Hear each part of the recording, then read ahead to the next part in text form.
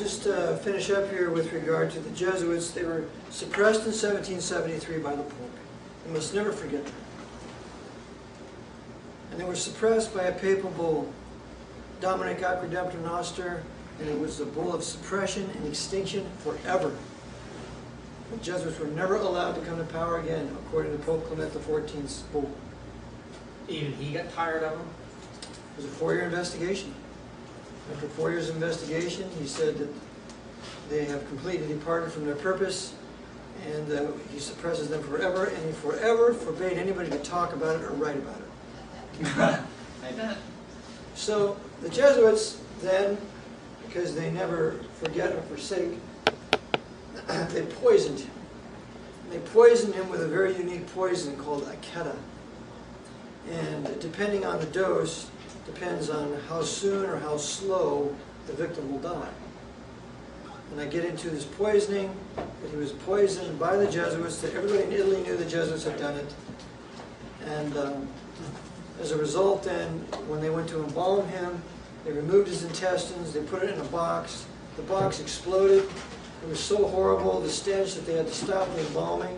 They came back the next day, his skin had turned black, his fingernails had fallen off, his hair had fallen out of his head. And so they then had a closed casket for the funeral of the Pope. Died from natural causes. Died from natural causes. So then, after the Jesuits were suppressed by the Pope in 1773, you remember they had been expelled from Portugal and all the Portuguese holdings in 1759. They'd been expelled from France and all French holdings, including the Louisiana Purchase, for which reason Jefferson purchased it from Napoleon so that the Jesuits would not be forced to leave Louisiana. So they were expelled from all of the French holdings, and they were expelled from all the Spanish holdings, which included all of South America. And this is what is illustrated in the Masonic Rite of Hiram Abiff. Hiram Abiff is the Jesuit order. The Hiram Abiff is killed by 3 ruffians. The 3 ruffians, Portugal, Spain, and France. The Jesuit order is dead. But who brings the Jesuit order back to life? Why, the worshipful master of the lodge whispers the secret word Mahabon in his ear, which is phallic, and gives him the right hand of fellowship and raises Hiram from the dead again. The worshipful master is the Pope. Sure. So the 3 ruffians are the France, Portugal, and Spain. The worshipful master is the Pope. And so this is the 3rd degree of Blue Lodge Freemasonry, where the Jesuits are, through a parable, telling their history. All right. So what do the Jesuits do now they're suppressed? Why, the Jesuits decide to start the Illuminati with Adam Weishaupt. Weishaupt is a teacher at Ingolstadt University of Canon Law, and so then he starts the Illuminati, and his name is Spartacus. Is his real first name Weishaupt, or did he change it to that? His last name was Weishaupt. So when did the Illuminati originate? 1776. The Jesuits were suppressed in 1773. Okay. Okay, so now they go underground and they start the Illuminati. Adam Weishaupt has the name Spartacus. Who was Spartacus? Great. Spartacus was a slave, right? He led a Roman revolt against Caesar, right? So here are the Jesuits, the slaves of the Pope, and they lead a revolt against the Caesar, who is Pope. And so what are they attempting to do? They want to get back the Vatican Empire because they've been suppressed. The Vatican Empire, with all of its churches and all of its properties and all of its schools and all of its wealth, is a huge prize. So what do the Jesuits do? They start the Illuminati, and they use Frederick the Great and his high-level Freemasonry to import the French Revolution into France. The Jacobins are all Masonic Jesuits. Joseph Guillotine, the man who designs the guillotine, is a Mason and a Jesuit. And what do? They punish all the monarchs of Europe. They behead Louis XVI. That's a punishment for the Bourbons having suppressed the Jesuits out of France.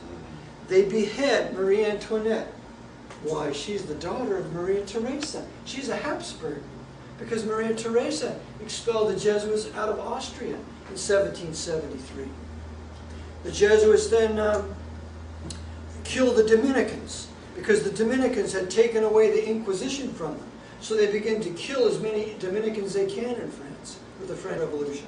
And then, because the Jesuits had been confined to Corsica, after their suppression, when they were brought back from South America, they bring forth Napoleon Bonaparte from Corsica. Robespierre on horseback.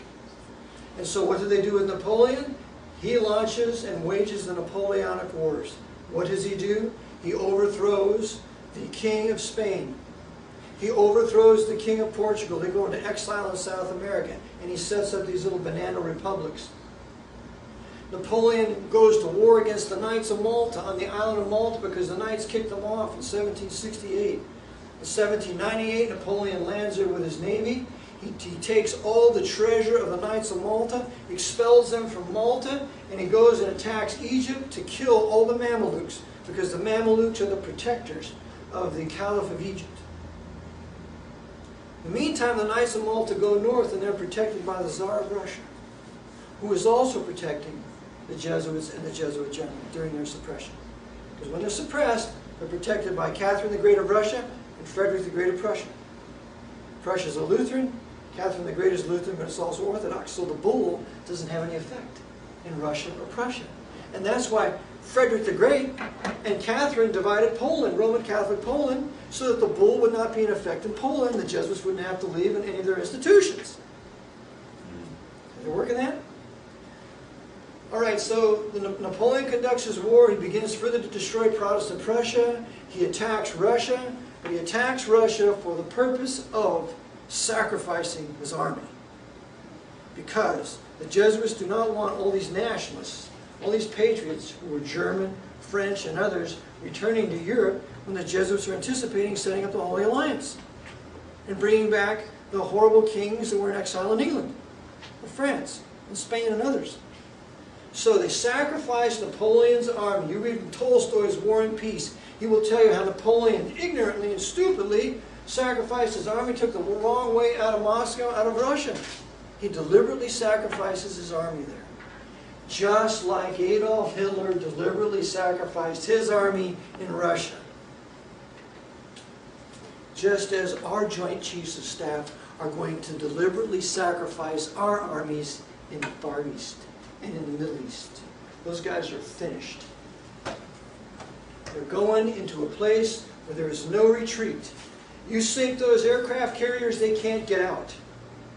And they're surrounded by fanatical Muslims. And if they do blow Mecca and Medina before that, they will be absolutely vindictively murdered.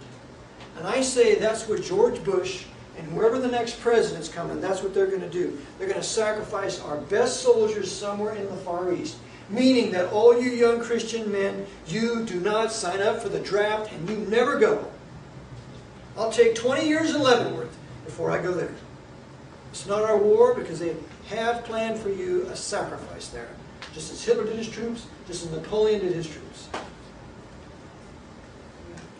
So, after the Napoleonic Wars, the Jesuits were readmitted into France, Spain, Portugal. The kings come back, they start the Inquisition, they have the Holy Alliance. Well, during this horrible Holy Alliance, the Jesuits once again are expelled from Europe, and as I covered previously, they get together, they control Britain, and then they get America after the war between the states, and they use the British Empire and the American Empire to punish all the countries of Europe with the Second 30 Years' War. That's what they have done. Now, one gentleman here asked about Ferdinand, Archduke Ferdinand of Sarajevo when he was assassinated there. Very interesting story. Remember that Austria-Hungary was a Roman Catholic empire. Right? Austria-Hungary had broken off their concordat with the Pope. They refused to go along with all the anti-Jewish fury that was being produced in Austria at the time. And Sissi, who was the wife of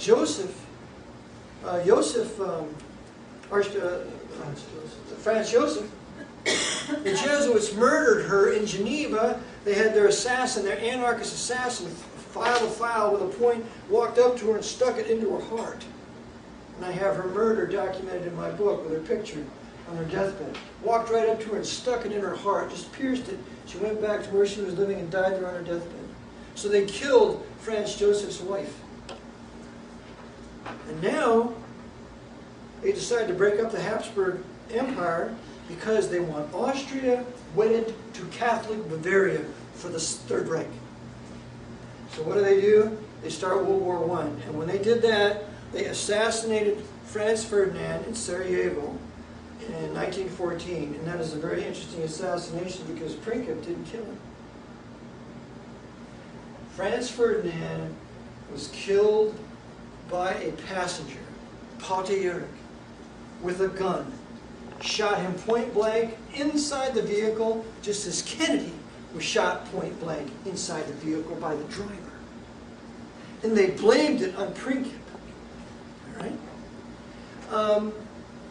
The gun that was used by the assassin, Pater, the Jesuits had in their museum until 2002 or 2003. And I have a picture of the Jesuit with the gun that they had. Right. The Jesuit who gave last rites to Prinkup was the Jesuit, and he's recording all the history.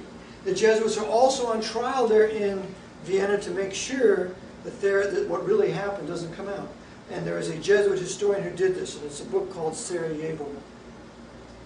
So the Jesuits were behind the assassination of Ferdinand, and this ultimately then is blamed on Serbia. Serbia then is aligned with Russia. Russia is brought into the war. Austria is aligned with Germany. That's brought into the war. And so the Jesuits, through the assassination of Franz Ferdinand, started World War I. They also did the same thing with the Lusitania. You'll like this story. The Lusitania was loaded with bullets, bombs, you name it. And when the Lusitania came over, Winston Churchill was the Lord of the Admiralty. And Winston Churchill was telling the commander of the ship, the captain of the ship, where to sail or where to steam. And so the captain steamed right in front of a U-boat that was waiting for it. So it could sink it and then use that as a justification to bring America in on the side of Britain against Germany.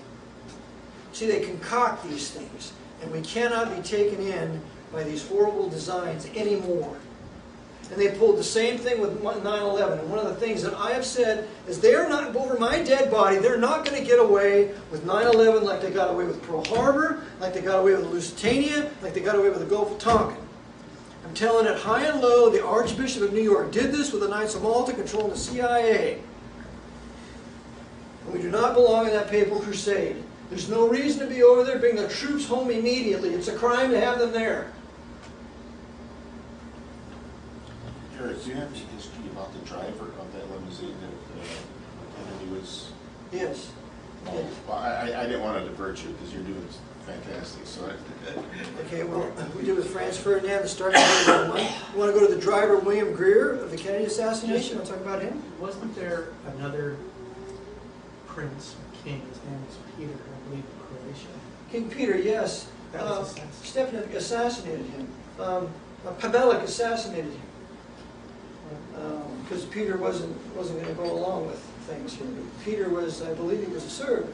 Yeah. He was Serbian. So they assassinated him because the Serbs are Orthodox, and the Jesuits, because the Serbs will not go along with the Vatican, they decreed their death in World War I, or World War II. So that's why they killed nearly 1 million Orthodox Serbs using the Ustashi, and the Ustashi was brought to power by the SS. Himmler put Pavelic in power. It was a huge inquisition. And I have a picture of Hitler who was riding a horse as a crusader. It's a crusade. The whole Nazi World War II was a huge papal crusade to kill Orthodox Christians, Jews in Europe, and Protestant Prussians, and Reformed people in Holland. That's what the pageants were for, that they had Yes. Yes. celebrations. Yes. It instilled all this desire of a crusade.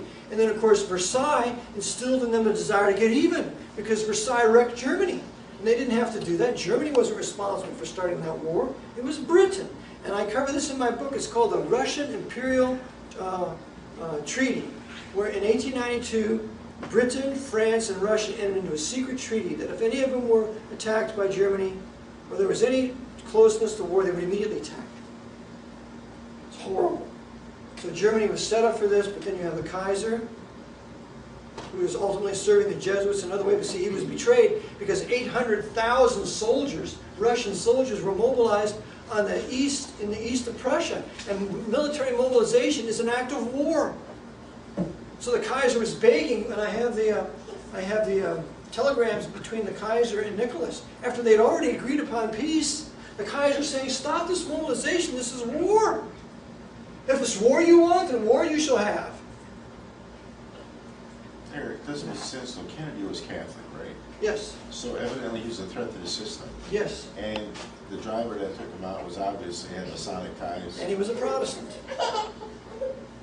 Yeah, go over both of the Kennedys if you Just would. one other thing, too, before we get that far up, two other things I'd like to ask you. One is the Russo-Japanese War. Russian-Japanese War? Yes. Russo-Japan, 1905. Yes. And the other one is We're going to have a year till midnight. the massacre of the Christians by the Kurds Uh-huh. in 1906. Armenians. The Armenians. The Armenian Armenians. massacre. Okay. Armenian massacre. One of the purposes for World War I was to kill as many non-Roman Catholic Armenian Christians in Turkey. And the ones behind this were the Jesuits using their Frankist Sabbateans, Sabbatean Frankists, the Masonic Jewish Labor Zionists, because Talat Pasha was a Jew, and he was very high up in Hamid II's, the Sultan of Turkey's empire. And so they worked together in the mass murder of the Armenians, and so did Kaiser Wilhelm II. He countenanced all that. And John Foster Dulles, he countenanced that too. Who later became Secretary of State under Eisenhower. He countenanced all that. It was a massacre, and the Turks today deny that it happened. They're Armenian Holocaust deniers. There's 2 million people, that's right, from about 1895 to 1920. So it was a Vatican annihilation, and I want to get this, using Islam. They used Islam to do their dirty work. Just as they used Islam to do their dirty work against the Serbians in World War II. Remember, the Grand Mufti of Jerusalem was the select guest of Adolf Hitler in Berlin from 1941 to 1945. And the Grand Mufti of Jerusalem helped Hitler in the killing of as many Jews as possible and these Orthodox Serbs, because he was the one responsible for recruiting the Handschar Division. Okay. So that's the Armenians, and the other one was Russo-Japanese War. Russo-Japanese War. Okay, remember that it was decided that the Tsar of Russia had to go because of Alexander II and Alexander I. And by the way, the Jesuits were still suppressed in Russia at this time because they were suppressed in 1820 by Alexander I. Alexander also shut every Masonic lodge in 1822, and for which he was poisoned in 1825. Praise God, I like him. I have a picture hanging up of that guy. So the Jesuits decided that it's the end of the Tsar. So Nicholas II was going to go along with this. So what happens is the Japanese sneak attack the Russian Navy that had been built by John Paul Jones. And they sink it. They destroy the Russian fleet. And remember, the Russia has been under attack since the Crimean War in 1856 to 59. That's when they lose the holy sites in Jerusalem. That's when the British, the French, and the Turks attack Russia. They're busy hammering down Russia at this time, Tsarist Russia, because they want to conquer Orthodox Russia, the third Moscow for the Pope. So now, in 1904, they have the Russo-Japanese War. They destroy his fleet.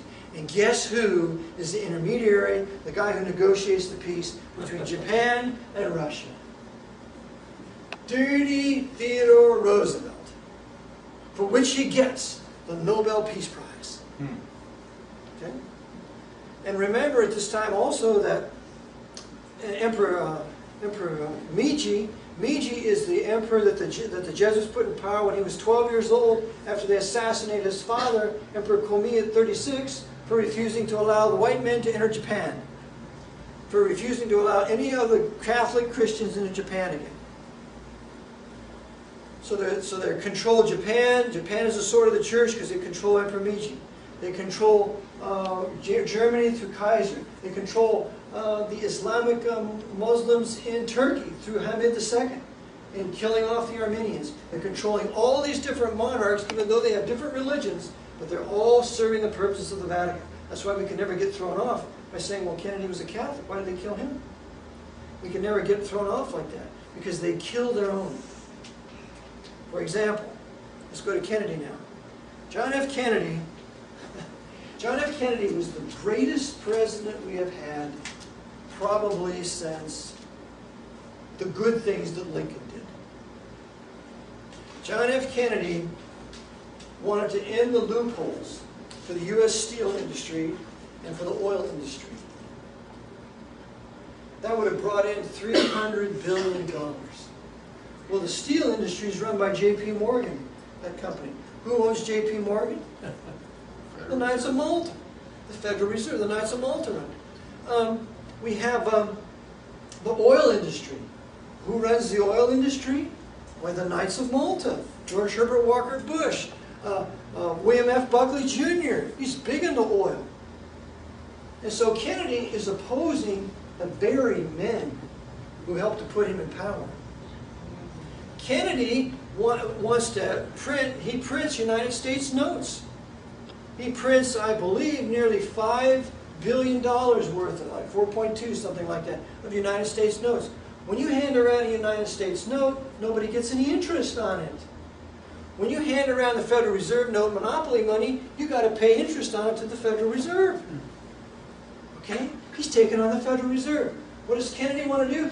Kennedy refuses to participate to help give Israel nuclear weapons.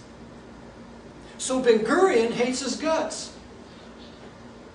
Right? And so that's why Yitzhak Rabin was in Dallas on the day of his assassination. Just hanging out, just happened to be there. Right? Kennedy, he wants to break the CIA into 1,000 pieces because Kennedy is really an anti-communist. He doesn't want Fidel Castro in Cuba. And so, there's a new book out called Ultimate Sacrifice. You want to get it. Some 900,000 pages.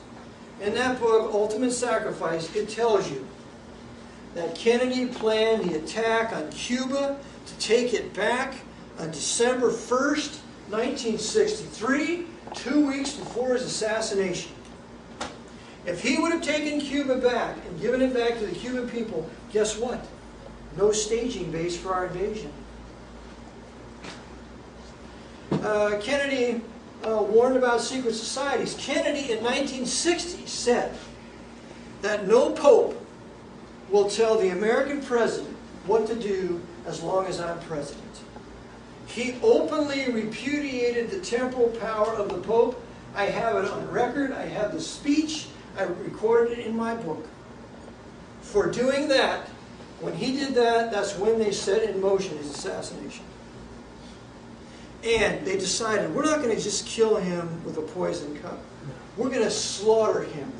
We're going to make an example out of him. Just as Ignatius Loyola says in the spiritual exercises, or in the secret instructions, we're going to blow his brains out. We're going to do it at 12:30 in the afternoon in Dallas, or wherever we're going to do it, so everybody gets to see, and we're going to film this with several film people, and we're going to show this to all the presidents, the kings, and the military dictators around the world to show you, if you think you can resist us, we can kill an American president, and nobody goes to jail. Nobody gets prosecuted except Clay Shaw.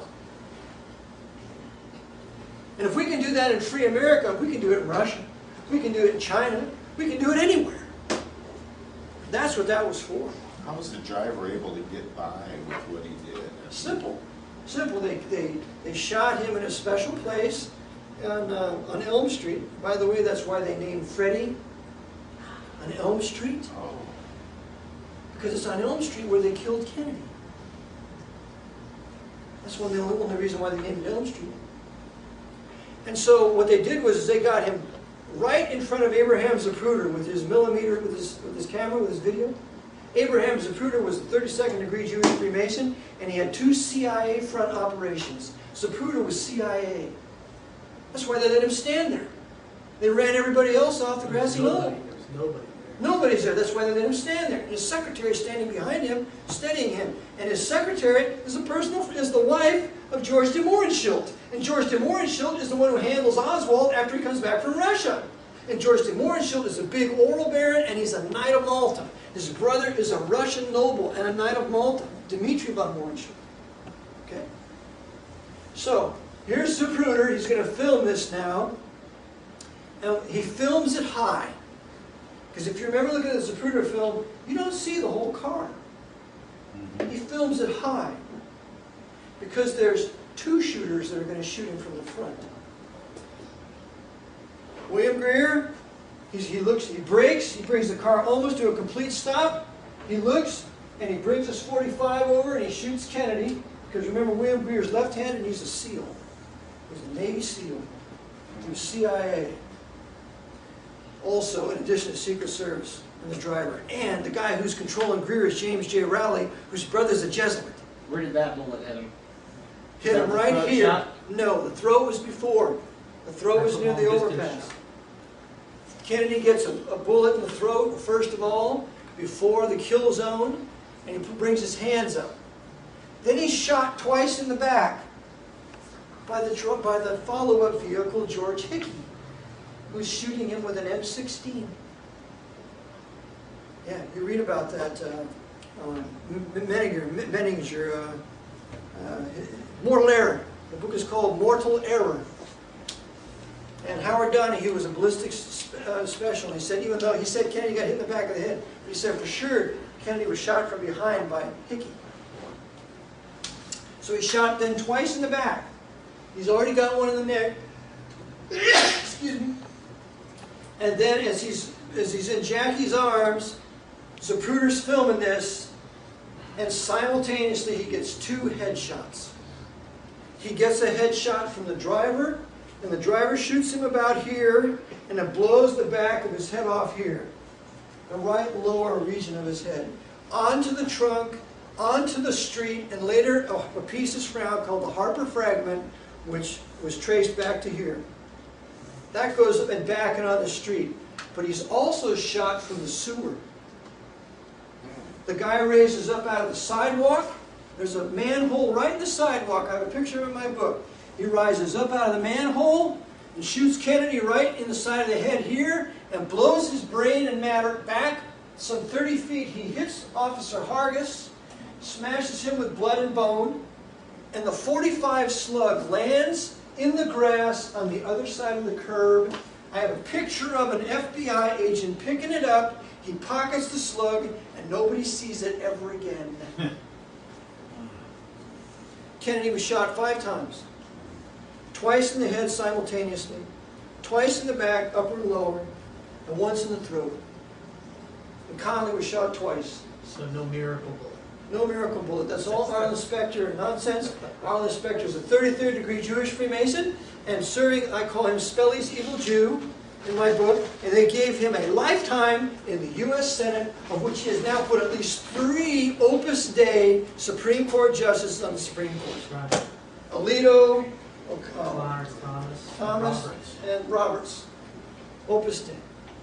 So now we have a Roman Catholic Secret Society Supreme Court. 5 members. 5 members, and they get to rule on the Patriot Act. And you know who wrote the Patriot Act?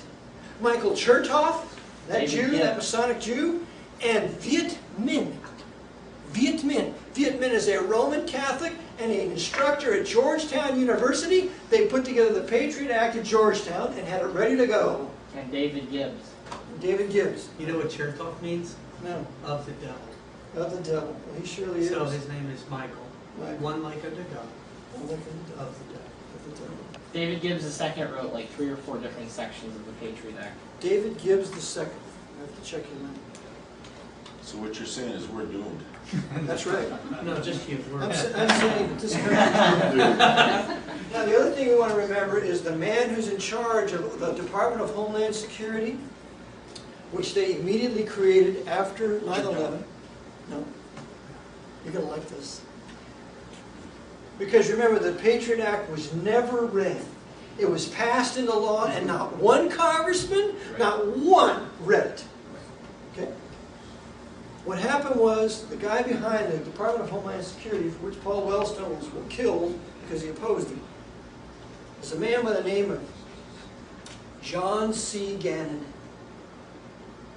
an Irish Roman Catholic, a Knight of Malta, adjunct professor at Georgetown University, worked in the CIA for 24 years, has been given the highest medal that can be given by George Bush for a civilian.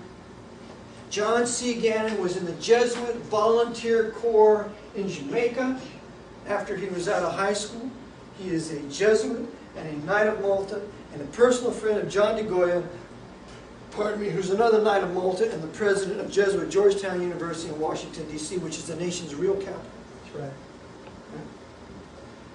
This guy is the one who brought over Yevgeny Primakov from the KGB to act as an advisor for the Department of Homeland Security. They also brought over Marcus Wolf, who was the former Stasi head of the East German secret police, who, thank God, he died just last year. So what they're doing is they're bringing in all of their communist secret police agents into the Department of Homeland Security and implement the same exact system that they pulled in Russia for the last 80 years so they can do it here. And it's the Jesuits who run it through men like John C. Gannon, all controlled by Georgetown. So that's where we are today, and this crusade, as I mentioned, has to be an American crusade, so it's no wonder why Tony Blair is beginning to withdraw British troops from Iraq. It's going to have to be an entire American crusade, yes. I was curious about Robert, while we're on the Kennedy family, and then if you could follow it up by... You mean Bobby Kennedy? Bobby, sorry. Yeah, Robert. My mother's last name was McNamara. We called it Bobby. Oh, okay. Anyways, and then also follow up by, what you think about the whole MacArthur situation. Was he a Jesuit who just got out of line, or what? Okay. First of all, Bobby Kennedy. Remember, the Vietnam War was called Cardinal Spellman's War. Spellman's War. Much was accomplished in that war, particularly the unification and the working together of the Mafia and the CIA. That's why every one of our cities is floating in drugs. Because the Vatican's Mafia and CIA working together to bring it in from the Golden Triangle, and all the drugs are given to the Mafia Dons, and they make all the sales and sell billions of dollars worth, and then all this money is run through the Knights of Malta, their banks there in New York, and then all that money is taken and used for their underground facilities and anything else they want to finance in their international intelligence community. William Casey said, I want to have an international intelligence community that's not beholden to the U.S. Congress. So that's how they finance it, through all the drugs and everything else they can do. Bobby Kennedy wanted to end the Vietnam War prematurely, just like JFK. Well, that was not good, because that was Spellman's Inquisition. And it then later became Cook's Inquisition, Cardinal Cook. So because Bobby wanted to end the Vietnam War and he wanted to continue to prosecute these Mafia Dons, he was killed by the same people within the CIA and military intelligence that killed his brother. They killed him in Los Angeles, in control of the Los Angeles Police Department. That's why nothing good can come out of the LAPD. That's why I give O.J. Simpson the benefit of the doubt. And so the LAPD is totally corrupt, because they destroyed some 10,000 pieces of evidence, according to William Pepper in his book, Orders to Kill, that would have shown collusion with the intelligence communities killing Robert Kennedy. William Pepper, Orders to Kill, you must read it. What do you suppose is do you think these things sort of like the Waco incident, the Ruby Ridge incident, Indianapolis Baptist Temple, various things along this line, are just muscle flexes to let people know? Muscle flexes and a test. Just to see what can be pushed and What can be pushed, that's right. And since they had no resistance, they go to 9/11. And no resistance to that, more war. But what we're happening here, what's happening, did I cover everything you mentioned? MacArthur. MacArthur. Remind me to go back to George Bush and his loss of popularity. MacArthur. General Douglas MacArthur was a servant of the Jesuit order from the very beginning. And that was a hard one for me to grasp because I always liked him. And a high-level Freemason. He was a 33rd degree Freemason. General Douglas MacArthur was the one behind the burning of Hooverville. You remember that? No. Yes, that's the town that everybody created in the Mall of D.C., isn't it? Yes. And why did they create that? Well, because they had no other place to go. It was kind of like a demonstration. And that was a demonstration. They had no place to go, and they wanted their $1,000 What bucks. is their money? They wanted their $1,000 They were all World War I veterans. World And they were promised this money. And because of the Great Depression, they didn't have anything, so they wanted it a little bit sooner. Tent City. Okay? So they called it a tent city, and they built it with cardboard and all that. Well, Herbert Hoover gave the order to disperse them. But MacArthur, because he's working with FDR and Al Smith, he destroys Hooverville. He burns it and he drives them out. Which is when Hoover's popularity really began. That's when it just was destroyed. That was the shoe-in for FDR. That made him president. So do you think that Hoover was a victim of circumstance? In that issue, but you see, he was dirty.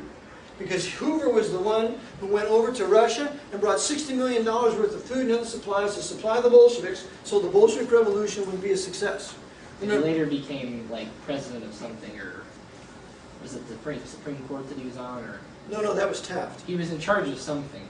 He was a Secretary of Commerce That's what it was. in 1922 under Warren Harding. Warren Harding was another 33rd degree Freemason, but he was a very good president as far as the things he implemented. No internationalism, no League of Nations. He did a whole bunch of good things, but they poisoned him too. So anyway, that's what happened to MacArthur. So MacArthur, then they use him and he conducts the war in the Far East. And the war in the Far East was completely managed. It could have been won easily. There was no reason for Tarawa and Iwo Jima and all those sacrifices. They were not necessary. But MacArthur's part of the betrayal of the Indianapolis. MacArthur's the builder of the Cold War. There's huge communists over there. We have this communist threat that's going to come and it's going to kill us all. It's nonsense. The communists couldn't make a wheelbarrow. Nothing covered. They couldn't do anything. The Russia was nothing. They had no paved roads in the name of Christ. They had nothing. They were never a threat unless communist Russia and China was built by American industry. And they needed more time. And because Kennedy wanted to end it prematurely, because our enemies weren't quite yet built, they killed him. And MacArthur played along with it the whole way. He continued to beat the anti-Cold War drum. What about Korea? Well, evidently MacArthur, for a moment, wanted to win Korea. Yeah, Because when he landed his destroyers at Incheon, the tides at Incheon rose and fell 40 feet. So he left the destroyers on the beach. He went in there, he defeated the Chinese. And for that, Dirty Harry Truman released him of his command. Because you see, General, we got to lose Korea. I believe God in His providence did not allow South Korea to go at that time because there were many of His elect there that needed to be saved. Amen. So there was much missionary work that went on there after. What about the one thing that's been brought up quite a bit is the USS Liberty? Liberty. The Liberty was aiding the Arabs. It was a spy ship, and it was aiding the Arabs. And the other thing is, this was done, I believe, on order of the Vatican to ultimately begin the turn against Israel by the American people. Because it was not necessary. The whole 67 war was orchestrated. There was no need for that. I mean, our own president turning around and saying, I want that blank ship on the bottom of the ocean. That's right, Lyndon Johnson. Lyndon Johnson was an absolute Jesuit temple coadjutor. His best friend was a priest from Francis Xavier Church in Stonewall, Texas, Winnable Snyder. Johnson's mistress was a Roman Catholic. She had a son to him. He wasn't from Texas. Let's point this out. No, he was from Texas. No, he wasn't. Are you sure? Well, his grandfather was a Baptist and from Texas. Are you insinuating he was stepping out by saying mistress? Well, I'll tell you, I have a book I just purchased at a yard sale it shows Pope Pius, whatever it was, after Kennedy's assassination. Paul VI. Paul VI coming to New York, meeting with Lyndon Johnson. Yes, And the first persons that he goes to see is Jacqueline. yeah. Yeah, what's that whole Just to rub her obviously nose in it and to I go have see it. the other boys. she saw what went on, so how did they keep her quiet? Or did They threatened to did kill they her set up children. the marriage, or I mean what? They threatened to kill her kids. They threatened to kill her kids. You talk, Carolyn's dying, and so is John Jr. But they did anyways. They didn't kill Carolyn. Carolyn's a member of the Council on Foreign Relations, the very murderers that killed her father. No.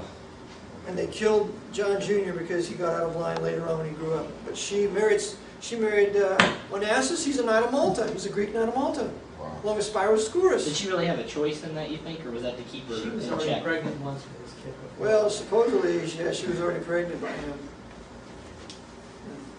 I think that was part of him taking care of her after they killed her husband. Yes. I talked to a fella at church, he was in the Navy in World War II in the Pacific, and he said he was on a carrier fleet that was instructed to sail into a typhoon under General Nimitz. Yes, yes.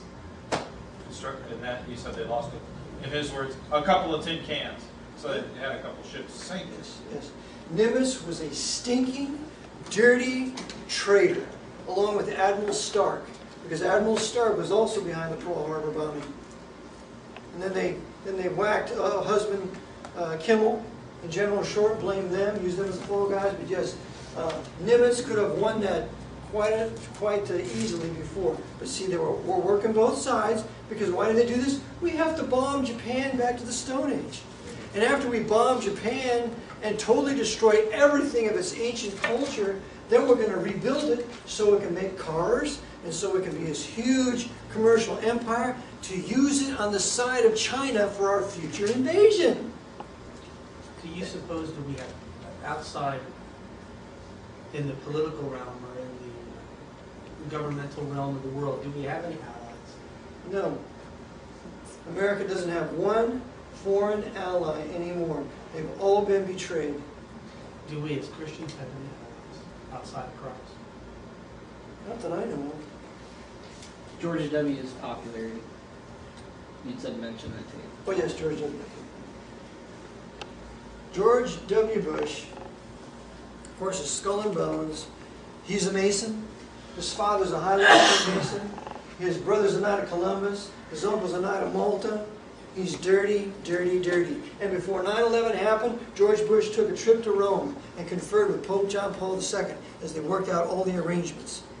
And remember, all the archbishops and the cardinals, they left this country and they went to Rome to talk about the supposed sodomite problem. No, they couldn't care less, because they're all sodomites. What they did was they were planning for the attack of 9/11. Because remember, the cardinal, the archbishop of a city, he controls the government of that area, and then the Jesuits control, the Pope controls the archbishop, and the Jesuits control the Pope. So George Bush then was involved in 9/11, and then after that, they used that to ignite this war, but I've said that his popularity must go down. And this is exactly what's happened. His popularity must go down, down, down. And he's talking about weapons of mass destruction that didn't exist. And remember Valerie Plame and her husband Wilson? Right. He's a decent guy. Wilson told the truth. He said Niger never tried to get, was never approached by getting any atomic substance from Iraq. It's all a lie. And then Valerie Plame is betrayed not by Scooter Libby, but by Dick Cheney and George Bush. And who knows how many CIA agents were killed over that, betrayed. So in the meantime, George Bush, his popularity is going down, down, down, down. And he's saying these people are dangerous, they have weapons of mass destruction. We could very well get nuked here. I have a book called Endgame by 2 American generals. So you're saying they're setting him up to be really right? Yeah! Absolutely. They're setting him up to be right, because when the detonations take place, see, I told you so! All these Muslims in this country, we've detonated these devices, they snuck them in here. There's no sneaking any atomic bomb in here. You can see them all from the satellites. It's all nonsense. They have them in place. They've been put in place for 20 years, and when they decide to detonate them at a certain time of the year, when the sun's in the right harmonic relationship to where they want to detonate, they will detonate, and then they will justify a whole bunch of other things. opening the camps, suspending the Constitution. We're going to have total war, just like Goebbels had in Nazi Germany. We're going to draft all the young men from 18 to 35. We're all going to fight those Muslims and kill them because look what they did to us. When in fact it was the dirty, stinking intelligence communities run by the Vatican that did it. The CIA, the FBI, KGB, Mossad, all working for the Vatican. And that way the Pope can step up one day and go, I can fix this. And the other thing is this. Remember that the Pope's formal position is that he's against this war. Right. So it doesn't look like the Pope's really behind it when he caused it. The other position is this. Europe, we're not involved in this war. And that's why they're bringing Britain out of it, because Britain cannot afford to be a target for some Muslims that might want to bomb Britain. Because they left. Because they're leaving, that's right. Britain has to be in the Holy Roman Revised Empire of the Pope. And remember, the Anglican Church is thinking about reuniting with the Pope now. That's just what they want. So then when Britain gets out of this war, there's no reason for them to bomb any place in Europe.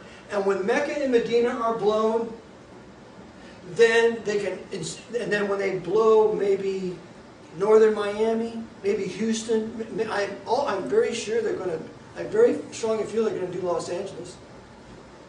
Maybe New York City, they're going to hit the Jewish populations and the historic Protestant and Baptist populations as much as possible. So when they pull that off, they can justify all kinds of martial law, suspension of the Constitution, and all the troops now that have been trained in Iraq from house-to-house warfare, they're all ready to do it here in our major cities. They've been testing it out. They've already tested it. They've already perfected it.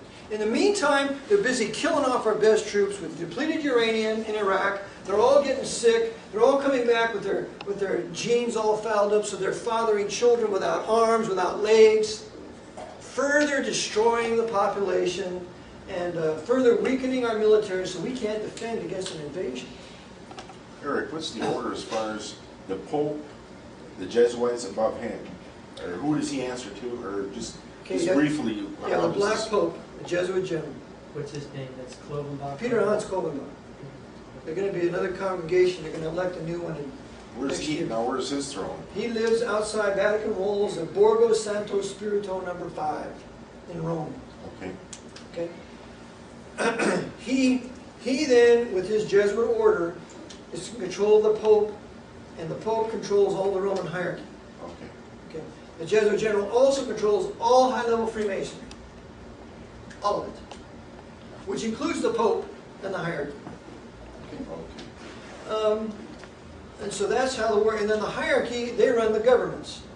So the master of George Bush is Edward Cardinal Egan. The master of Stephen Harper of Canada is the Archbishop of Montreal. The master of Putin in Russia is the Patriarch of Moscow.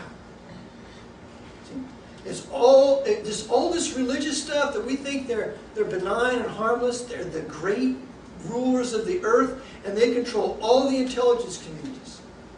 And it's the intelligence communities that control your elections. They control who runs. The CIA doesn't want you running. You're not going to run.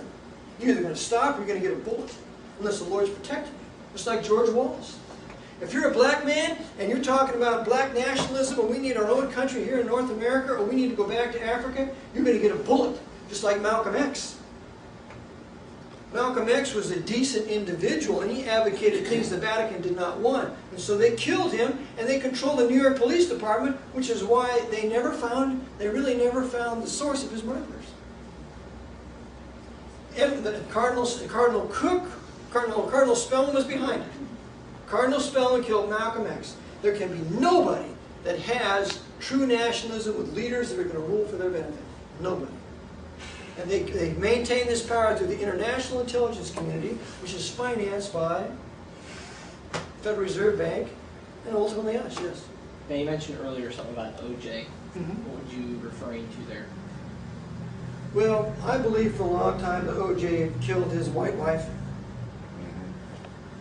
But I don't believe it anymore. Because according to my Jewish friend, Lenny Bloom in Canada, he knows a Hollywood producer that said there were several black men who went in together with their fortunes and they bought controlling stocks in Ford International. Ford International is a very powerful international corporation.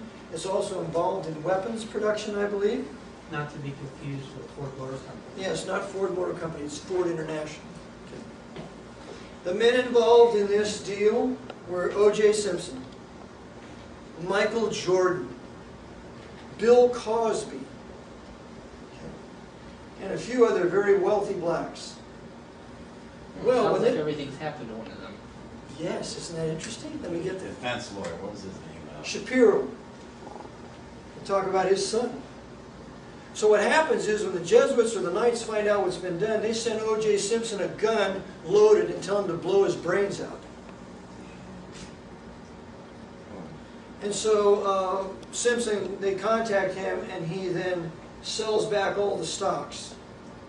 So they get all their control back of Ford International. But it's not long after that his wife and her friend, who's Jewish, get viciously murdered. Okay, and it's very interesting because they found a footprint, a blood thumbprint or fingerprint on the back gate that they never brought as evidence to trial. You want to tell me why? The thumbprint or the fingerprint will tell you who it is. They refused to admit it into evidence at the trial. Why? Because it wasn't Simpson, that's why. And so now, after this happens, of course, Simpson's career is ruined. Michael Jordan's father is killed. Shapiro's son dies of a drug overdose. Bill Cosby's son is killed. Gunned down. Gunned down. You have all these guys that are killed that were related to this deal getting whacked. The odds are too great that it's by coincidence. And therefore, on those things alone, I say the whole investigation needs to be reopened. Mark Furman is a liar. And they deliberately threw the case and would not allow evidence to be brought in because it would have acquitted him and it would have led elsewhere. So rather they take it on to a wrongful death civil suit, and Simpson loses in that. I tend to think, no, Simpson is not guilty. If he was involved, he's not the only one. Eric, Yes. what would you say to those Christians, professing Christians today, that seem to be deceived by these mega churches, these big apostate Christian organizations that seem to be controlling what's going on today in terms of the Christianity? Well, I think your Pastor Mike here would be able to deal with that real well, but I'll just second it by saying that it's not of the Lord. It's not of God at all. And what are they doing? They're preaching an Arminian gospel. Yeah, no repentance. No repentance. Ask Jesus into your heart, and ipso facto, I'm going to pronounce you saved. It's no difference in the confessional. You go to the confessional, the priest says, say Hail Marys and Our Father, and now you're forgiven your sins. In the evangelical world, you say, okay, ask Jesus into your heart, all of a sudden, ipso facto, you're saved. There's no repentance at all. None. And so they're pronouncing people saved, and they're not saved. You know why they're not saved? Because I can tell what happens. There's never a political movement to undo any of this. And they use the rapture, they use the, I hate to use that term, they use the appearing of the Lord as an excuse to let the house burn down. Instead of saying, no, I will occupy till He comes, and I'm not going to allow this to happen, just like our Baptist forefathers did. Or they go to the other extreme of hyper-Calvinism and say, well, God's sovereign, He's in control of everything, therefore there's really nothing I can do about it. This is just a bump in the road. It's just a bump in the road. So there's no effectual praying and intervening where God will answer their prayers and step in for them and kill this man over here, give this guy polio, have this guy get hit by a train so that this begins to stop. Because the Lord needs to get involved. There's nothing we can do about it. And so I say all these mega churches, they're powerless. Jack Van Ampe, Kenneth Copeland, of course he's of the devil anyway, he's the 33rd degree. Sure. We got John Hagee. I sent Hagee a copy of my book. He never responded to me with any of that. Well, D. James Kennedy, he's got the Jesuit symbol in his church. Two of them. Two of them. You got Billy 33rd degree Freemason Graham. Holstein. Olstein, he's not even a preacher. The eye blinker? So all these guys are if you're on the TV and you have good press, you are not serving God. Because if you're on there, you're not going to be telling the truth. Every preacher in this country should be saying 9/11 was an inside job and nobody in our church is going to fight this crusade. Nobody. If you do, you're out. This is the Pope's war. They're setting us up. And you know what? They didn't pick a Roman Catholic to start this. They picked a Protestant. I heard Chris Matthews. Remember Chris Matthews? He's trained by Jesuits. He went to Holy Cross. Just like Tim Rissert. He's trained by Jesuits. He went to John Carroll. They're all a bunch of stinking Jesuits. Okay, and what are they doing? They're calling George Bush Oliver Cromwell. He's a great liberator. He's going to fight the armies, the enemies of the Lord. And they're going to blame it on the evangelical, fundamentalist, Bible-believing people because that's what George Bush pretends to be. When in fact he's totally backed by the Cardinal of New York, by all the Knights of Malta, including his uncle, and he knows it's all a Vatican game to take this and blame it on us. And that's How many pictures of the president kissing the Pope's ring do you need? right. Look at Him him at and the Billy funeral. Graham. Billy Graham? Yeah, him and Billy Him Graham. and Billy Graham. 33rd degree. So all the organized Christianity of today, as long as it's incorporated and they've departed from the King James Bible, they're all serving the Vatican. And if they're all doing that, now every Bible college that I know of, very few use the King James and the Text Receptus as the Word of God. So they're all of none effect in resistance. Yes. Now, I'm glad you went there. I was going to ask you, do you have a lot of knowledge or information on some of like the leaders of fundamentalism? That's where I see a lot of the weakness, the supposed facade. John R. Rice and some of these men who claim to be born again, who claim to be fundamental, and yet it's through their leadership that Christianity, true Christianity, went from the forefront to That's right. non-existent. They're all Arminians, brother. It's a free will gospel. As long as we believe man has a free will, we're not preaching. We will not truly understand the nature of man and the salvation of God. Now, I don't see any Calvinism or Arminianism in 1 Corinthians 15. But as long as you champion the free will of man, which they do, you play right into the hands of the Jesuits. It's an Arminian gospel. Where do you see the last great preacher?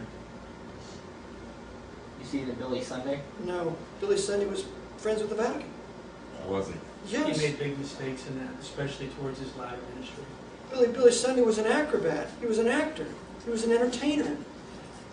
And he was close friends with the Vatican, and he was behind women's suffrage. He was behind prohibition. Prohibition was a design by the Vatican to make their mafia rich. So who would you say is the last great American preacher? Yeah. I'll tell you one preacher I like listening to. He's a black preacher out of Baltimore. His name's Joe Brown. He's a great preacher. I used to listen to him every day on the way to Bible college. I don't know who you would say. Maybe J. Frank Norris. He was a good preacher. Yeah. He separated from the Southern Baptist Convention. He was a Baptist. He had to kill a guy in his study. He had to shoot him. But he was still a good preacher. He was quite a man. Yeah, J. Frank J. Norris Frank was good. Norris. Yeah. Heard you came to Dallas to kill me. I just thought I'd come down here to the train station and introduce myself.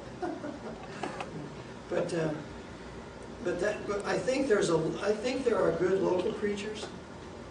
You know, like your pastor here, from what I know of him, and others.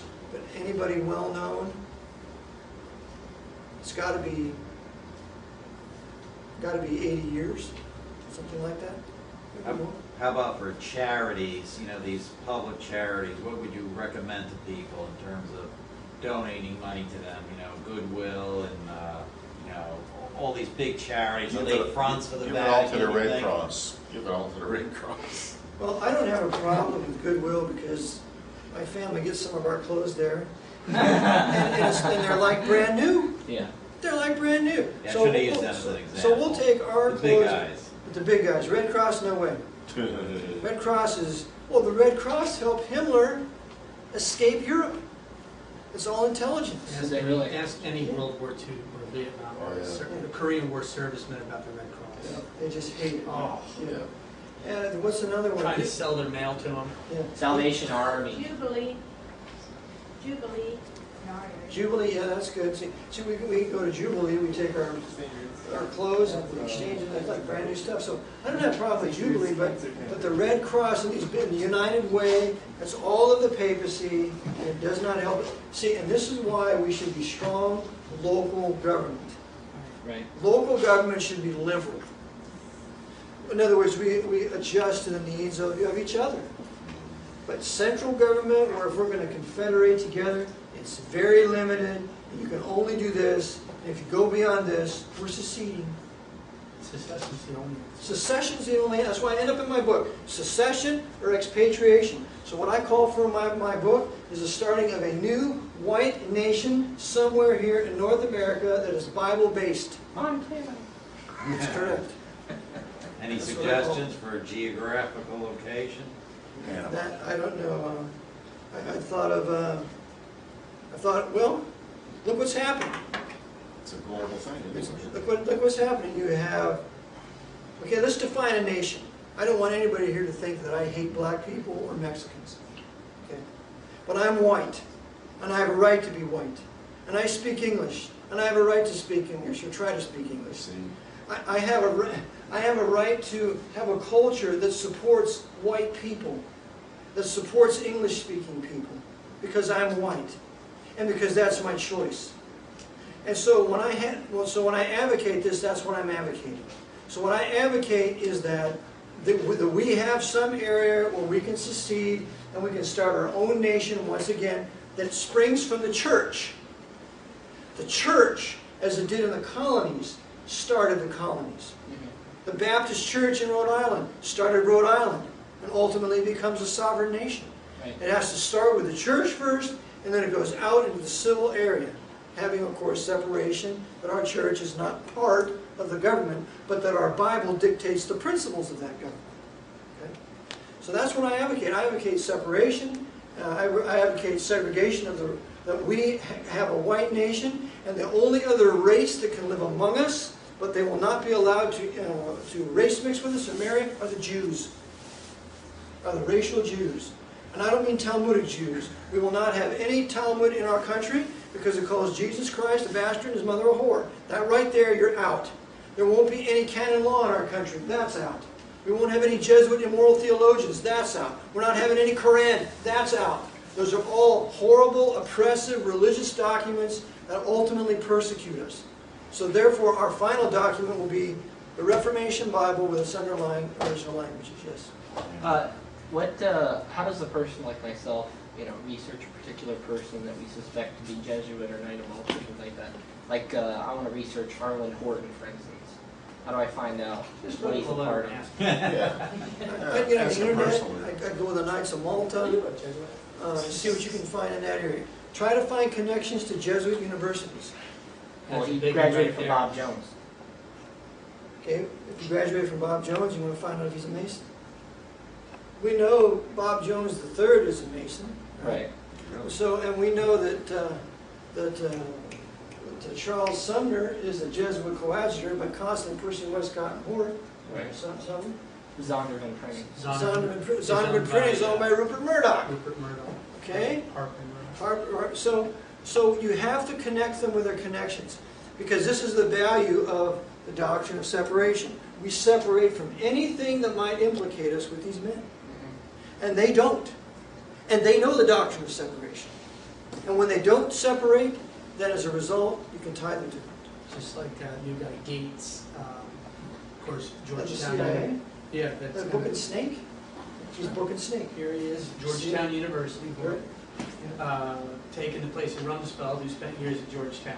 Who was appointed, who was friends with Clinton, who went to Georgetown. Yes. Who was friends with Tommy Lee Jones, who went to Georgetown. Sure. Who was Men in roommates with Black. Al Gore. Al Gore? Al Gore and Tommy Lee Who Jones were invented roommates. At Georgetown. Who They invented were roommates. Yeah. There was only 2 people in a room in Georgetown, and they were roommates for 2 of their 4 years. And see, now you see the Men in Black? The Yeah. movie Men in Black? They're Jesuits. Yeah. Yeah, Yeah. sure. How about one last thing on Alberto? I mean, what's your, with all the reading material you've you've seen. What's your final understanding of them? Alberto Rivera was exactly who he said he was. He was a Jesuit with a fourth vow. And in fact, my friend Greg Szymanski, who I've done radio broadcasts with on arcticbeacon.org, he's had Mary Rivera on last week. So you want to listen to his interviews with her and Leo Zagami, who was a Muslim, but he was a Roman noble, Illuminati P2, and he confirms everything that I am saying, that the Vatican brought down the World Trade Center so they could have a crusade against Islam. And he came right out of P2 in the Monte Carlo Lodge.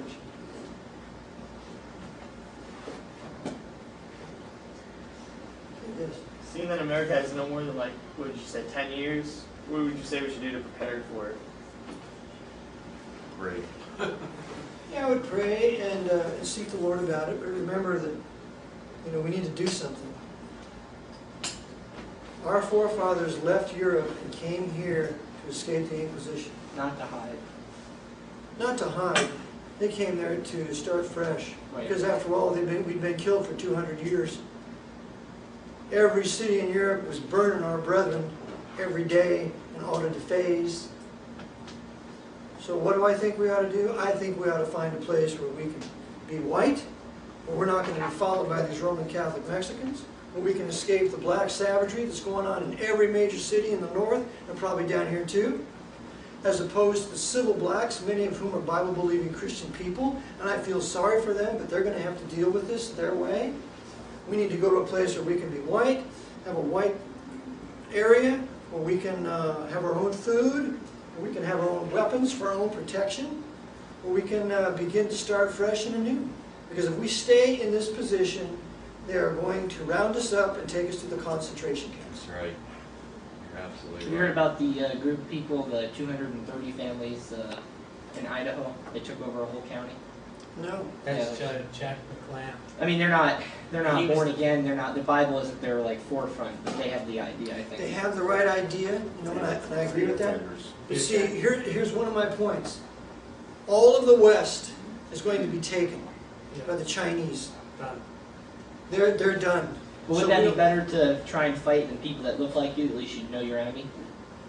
And in some of those mountainous areas, are the only parts of America that are There's uncharted. plenty of that in New England.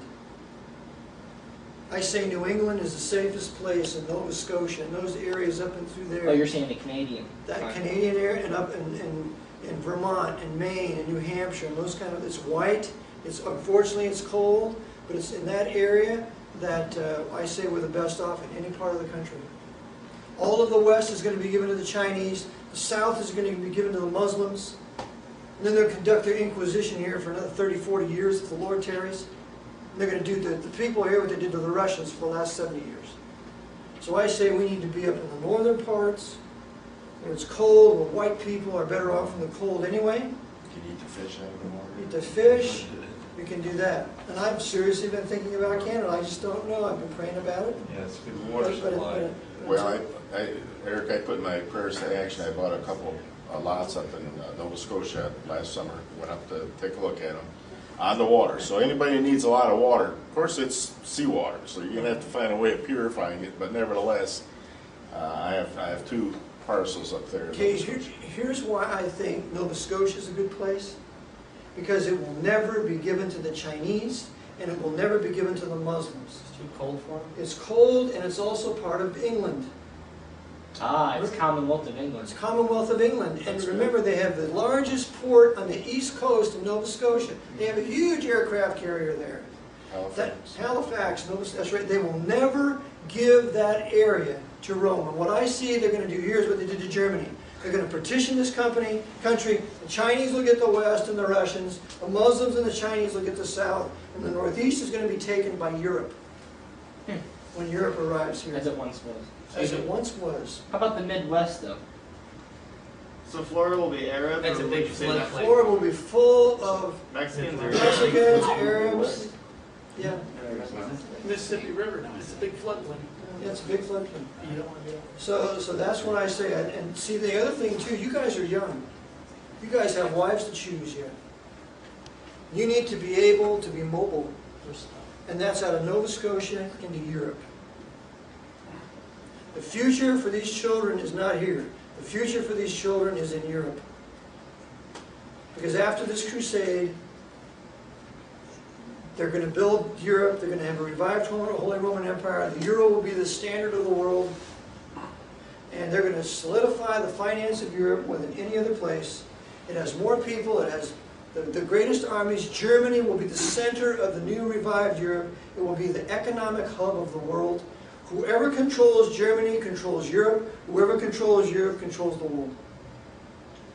And so I say, for you young people, you want to think about Canada, Nova Scotia, and when you're able, to Scotland or to somewhere like that. Because this place, especially the U.S., is going to be the killing floor for the 21st century. This is going to be the place. That's why they brought all the Muslims in our major cities. That's why they bring all these Mexicans up here, George Bush and Vicente Fox and the others. They brought them all up here. And the blacks, they're in deep trouble. You ever been in Dearborn Heights? Really? Now, of course. Oh, yeah, they want to Because you see, the Mexicans are going to displace all the blacks as laborers. What are the blacks going to do? They're going to go to war. And when that happens, there'll be a race war between the Mexicans and the blacks. Maybe whites will even be involved, and that'll justify opening the camps and sending them all there. Remember, Lenin said, to have a successful revolution, you have to move the middle class. So what have they done to us whites? They've taxed us to death. They've had us under white flight for the last 50 years. We cannot have a white culture. We have been forcefully race mixed. And so what's happening to us? We are losing our race. We have mulattoes everywhere. We cannot have a white culture. We're being Africanized in the arts and TV. And so what's that doing to the many, many white people? It's driving us into the fascist right-wing camp of Fox News Network. It's a unifying of Catholic whites and Protestant whites together to have a common enemy of the blacks and the Mexicans and the Muslims. So we will be the fascists of the 21st century. And so does that make sense? They want to kill off all the blacks. That's right. They've used the blacks to destroy the country, and then after they've used them, they're going to send them all to the camps. You've never seen a black in a concentration camp, have you? They kill them all. Well, my point is that, so we have... I'm going to Nova Scotia. I'm just saying, that's why AIDS is so rampant in Africa. That's right. They don't want to heal it. They don't want to help. But the point is that if we... because there are so few people of our understanding, I don't feel guilty in leaving. Because nobody's going to believe you if you tell them. They're not going to believe you. And all the mass majority of these Christians, they all believe the war in Iraq's a wonderful thing. No. Okay? So we want to just separate ourselves from that. You know what? The Lord will bless us for it. Amen. It's like Lot. Amen. Any more questions? Comments? Okay. Pastor Mike, thank you for your time.